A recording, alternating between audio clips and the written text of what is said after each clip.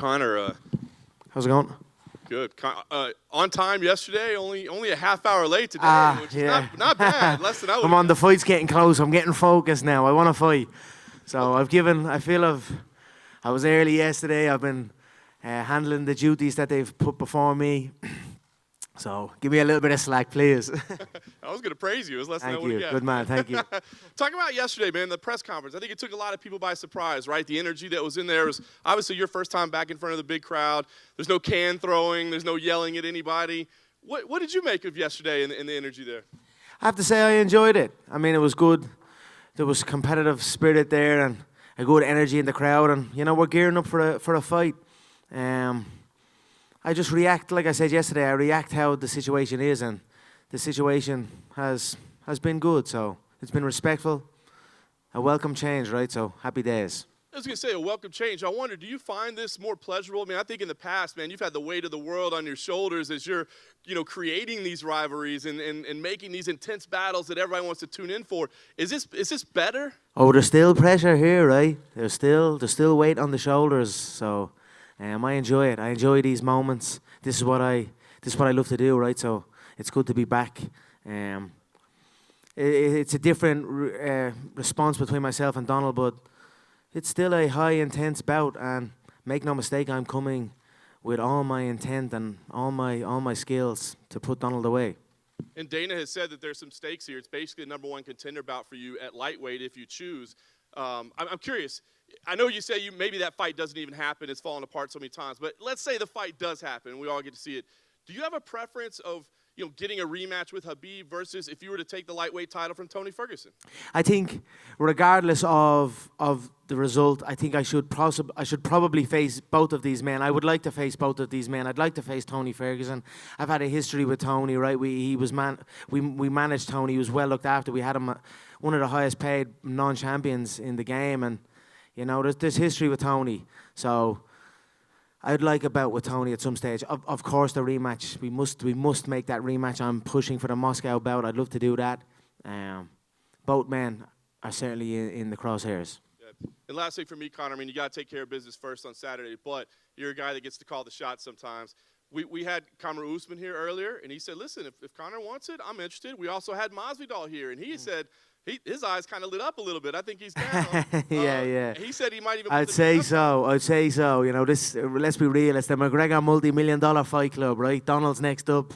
This will be a multi-million-dollar payday for Donald. Gone from a couple of 100,000. I mean, talk about the records and the amount of times this man's made that walk, and he's never hit the 7-figure mark. Now he's going to hit the multi-7-figure mark. So I'm very happy with that and very proud of that, and proud of the position I'm in. So you best believe all their eyes are lighting up when the Notorious's name is mentioned. Like I said, this 170 bout, I made this bout at 170 for the excitement that's going on in the 170-pound division and my want to get in there with this situation for the belt or the World Championship belt. So both of those men are also on my radar. If you had to pick one of those three, if Dana came to you with the option and said, look, lightweight title fight, welterweight title fight, Masvidal for the BMF title, which one would you prefer? Whichever one comes up first, to be honest. I just want activity, right? I'm going to go in. I'm going to look to acquire rounds in here. I'm not going to be in a rush. I'm going to put pressure on Donald. I'm going to hurt Donald. But if he can last, I'll be happy. I'll be happy to acquire rounds in here and then build on these rounds. I feel after the Diaz 2 build-up that I had and then the performance I had and the bout itself and then leading into the Eddie Alvarez fight, I just felt like I was in prime condition and untouchable. And so I'm looking to acquire that time in there again. So whichever one comes up first. Like I said, God willing, I get out safe on Saturday night. Whoever's up next. I know a date was mentioned in March. I'm up for March also. You're going to see a lot of me. You're going to see a lot of me here. So happy days for you all also. I know all your eyes are lighting up too. Conor, to your left, are you surprised this fight with Cowboy hasn't happened before because it has come close? Yeah, it has come close. Nate Diaz obviously stepped in that time, and it's been rumored since 2015, right? So it's been inevitable that the bout would happen, and I feel the timing has been right.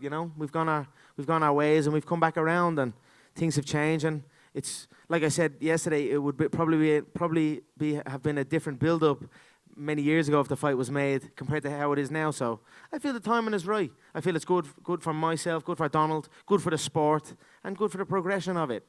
And I'm happy also it's at 170, you know what I mean? Like I said, Donald didn't think I was going to beat Jose at 145. Thought I was too small at 155. Now I'm at 170. People say maybe I am playing a little psychological game with Donald, a little internal one or a subliminal one. You mentioned the timing of this fight not happening before. What about the timing now is happening that was able to happen? Well, look, it was so long. Where was that question coming from? To your left, sir. It's so much politics in the game, right? I've been looking to come back. I was supposed to come back last July against Gaethje at 155. That was what we were scheduling for in Madison Square Garden. So many things got in the way. Then I was asking for someone else, and then it's just so much noise. So I went to Russia. We had a date. I set the date. I told the UFC, this is the date I'm coming back. Get me an opponent. I said before the press, ask the UFC who the opponent is. So they chose Donald, and I'm very happy with it. Like I said, it's been inevitable. I'm very happy with it. So I know you're asking me who's next, what's next, and for me, it's me next. I'm just coming back in fresh, ready, prepared, looking to compete. So who it is, it does not matter. It's going to be a big fight no matter what. There's many big fights before me. So.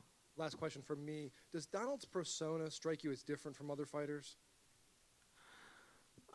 Some unique characters in this business, right? I mean, you want to see unique characters. You look inside the UFC or the mixed martial arts as a whole. So, no, Donald's a good. Sorry, not many cowboys. No, so it's going to be good to do battle with a cowboy. I got to say, the Notorious versus the cowboy. I've been loving all the artwork and stuff that the fans have been doing. Very exciting to get in there and do the business. Conor, you mentioned the pressure you feel in there. Right here, Conor. Left. You mentioned you feel pressure in there still. You still feel a weight on your shoulders. And yet you're also saying you're back, you want to fight a lot. With the success you've had, with the money you've had, where do you find the motivation to keep doing this at that level and this often? I want to feel that, right? So the guy said no, I didn't have it, right? So I've kind of taken it off. But I want that feeling. You got to have that feeling to get in there. And it's a pressure game. So I'm very happy with the situation and very, very, very well prepared. So excited to get in there. Was there something missing in your life during your periods of inactivity over the last 3 years? Did you feel differently than when you have a fight coming up? Consistency and structure was missing, right? Structure. So I was sporadic with my work and with my life. So I'm a lot more centered now, a lot more grounded, and a lot more focused. Hey, Conor, right in front of you to your left. Can you just give us an idea of what the fame has been like? I mean, I think you've experienced something that a lot of us can't even wrap our heads around, that you came, no one knew who you were, and now, the last 4 years you've been one of the most famous people on the planet. What has that been like? I always said the fame, right? I never got in it for the fame. It's just been a necessary part of it, and it certainly has its pros and cons. And I think one day maybe I'll just log off and do a back step out of it all, because it is a wild game, and sometimes sometimes it's tough. But I'm very grateful for the position I am in. I'm very grateful for the support I have of the people. If it brings in some bad, I just think if I keep my focus right and my positivity sharp and keep the people that I respect around me, that will overcome all of that. So that's where I'm at with that now. What is the bad? Can you give me an example of just something that is a negative about it? There you go. I want to keep the positive. Look. You know what the bad is. You know what the bad comes with this life. It's sometimes it feels like a witch hunt at times. You know what I mean? And sometimes it's not so much me. I'm cool with it for being me. I understand it. It's the people. It's my family and things like that. It gets a little bit heavy at times. But I understand that it's a necessary evil, and I also understand people have real problems. This is not a real problem. I rolled up in a bleeding Rolls-Royce truck. My family's back home. My son is playing in the pool in our Vegas home. People have real problems. So I'm very, very blessed, and although it comes with its downsides, the upsides outweigh that, and I'm very, very, very proud and grateful of that. The Instagram post that you put up that said, "Whoever shoots first is a cowboy." Can you explain what prompted that? What was going through your head? Yeah, just having a little bit of fun with it, right? I know Donald's saying, "Oh, I'm not gonna shoot," and we'll see what'll happen on the night. So just playing games with it. It's going to be a good bout, and I'm excited. When I hear you talk about boxing and winning a world title, and you got some boxing coaches in your corner for this fight, do you envision, could there be a point in time where you're actually more active in boxing than you are in mixed martial arts? Oh, it'll be hard to leave the MMA game fully, you know. I think that's a great aspiration to have, you know, to achieve that world boxing title. What a feather in the cap that would be, to be a multiple time dual weight mixed martial arts world champion, and then to acquire a boxing world title. So that's something, you know, I always look to aspire bigger and reach higher and aim for the stars. And like I said, with activity, with consistency, and with structure, I can do anything, like I have done already. So. And last question from me, on the Countdown show, Kavanaugh said that when your student accomplishes everything he wants to accomplish, that's the worst day, because then how are you going to motivate? And he said that you found it that you just want to be the best version of yourself. And I understand what John's saying there, but you've also always struck me as somebody who needs concrete goals. You know, you need specific things to aspire to. Is that true, or is it just being the best that is, version of yourself? yeah, no, that is, but that's he's very correct. I want to be the best version of myself, and everyone's saying they want the old Conor, the 2016 Conor, or the Conor that fought Eddie, and I feel I'm in a better place than that. I'm better skill set than that. I'm more experienced, so that's certainly a drive of mine, to be a better version of myself. And then I use the goals and I have the aspirations to help me achieve that and help me to push the boundaries. Because without a set goal, you know, it'd be very hard to really push through the limits that you need to push to get to this level. So we've had a phenomenal camp this camp. Like, it has really been. I take my hat off to my entire team. We put into some amazing work, and we are only at the start of it. Conor, over here to your left, you mentioned wanting to box, but how soon do you want to get into a boxing ring? Is that the next time we're going to see you fight? Is it going to be boxing, or is it going to be UFC again? You know, it's hard to say. Like I said, consistency is what I'm here. I'm going to keep going. So whatever pops up. Whoever, the guy asked me which of the three in a mixed martial arts bout I would like first.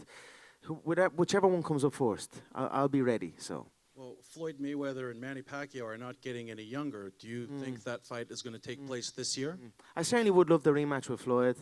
It could very well happen this year. Yes, it could very well happen. I know the Manny one is there whenever. So.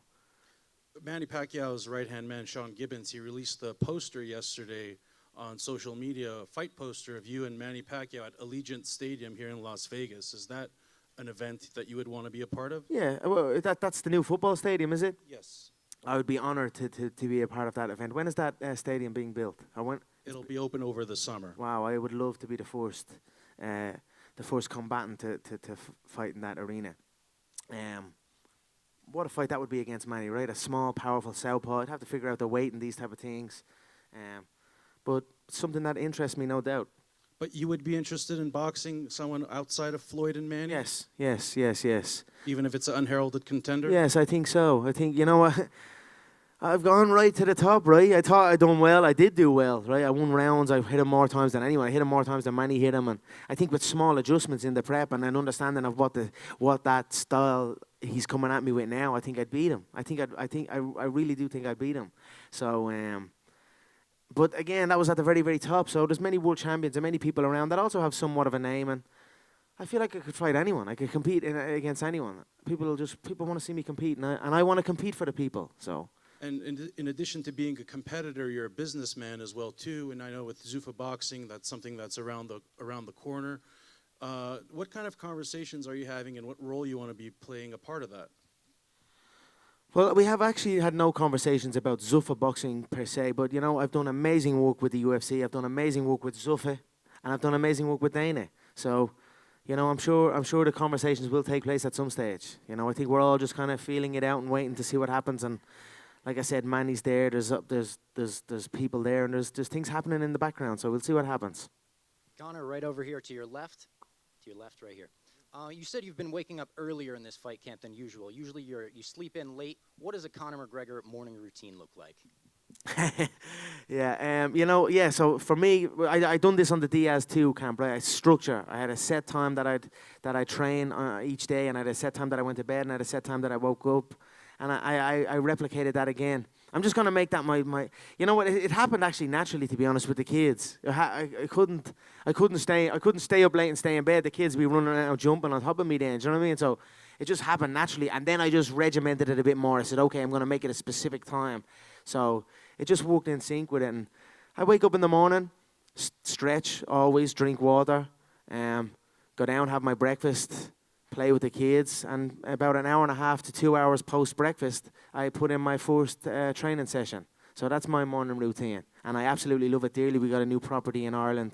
It's a phenomenal property on beautiful grounds. The Irish air, the trees and the forestry in it. It's like a park in the house. I wake up every day, and I'm very, very blessed to be giving my kids this life and to be living this life myself. So, morning for me now is just a time of appreciation and I'm just appreciative of what I have in my life. Thank you very much. It's great to have you back. Thank you. That's it. Thank you, guys. Appreciate you all. Thank you.